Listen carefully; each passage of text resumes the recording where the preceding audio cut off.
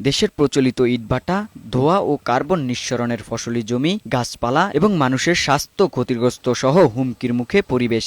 জলবায়ু পরিবর্তনের ঝুঁকি আর পরিবেশের ভারসাম্য রক্ষায় এক অনন্য দৃষ্টান্ত তৈরি করতে যাচ্ছে বাংলাদেশ। লক্ষ্মীপুরের রামগতিতে প্রথমবারের মতো একটি ইটভাটায় প্রচলিত পদ্ধতির বদলে কার্বোপিউরিকেশন প্লান্ট পদ্ধতি ব্যবহার করে সম্পূর্ণ পরিবেশ বান্ধব উপায়ে ইট পোড়ানোর আধুনিক প্রযুক্তি চালু করেছে বাংলাদেশ কৃষি বিশ্ববিদ্যালয় পরিবেশ বিজ্ঞান ও দূষণ ব্যবস্থাপনা ইনস্টিটিউট এআইপিটি প্রকল্পের আওতায় এখানে চলছে বায়ুমণ্ডল পর্যবেক্ষণ ও দূষণ মাত্রা নিরসনের কাজ। প্রায় ৬০ লাখ টাকা ব্যয়ে এই ইটভাটা নির্মাণ করা হয়েছে। ইটের ভাটা ব্যবসা করব যেন মানুষের ক্ষতি না হয়, পরিবেশের ক্ষতি না হয়। পরিবেশ বান্ধব এই টেকনোলজি আমরা এই জন্য ব্যবহার করছি।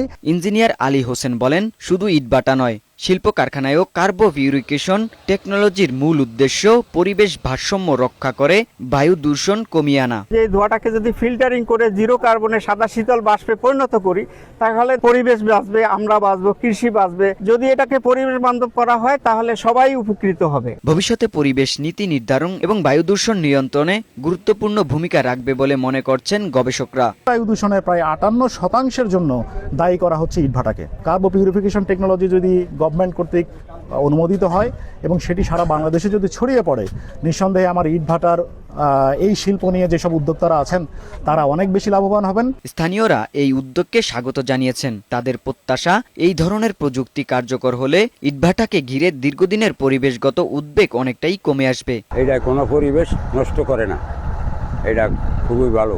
কার্বোপিউরিকেশন টেকনোলজি প্লান্ট প্রযুক্তি বিস্তার ঘটলে পরিবেশের ভারসাম্য রক্ষা করে ইটভাটা শিল্পে আসবে বৈপ্লবিক পরিবর্তন।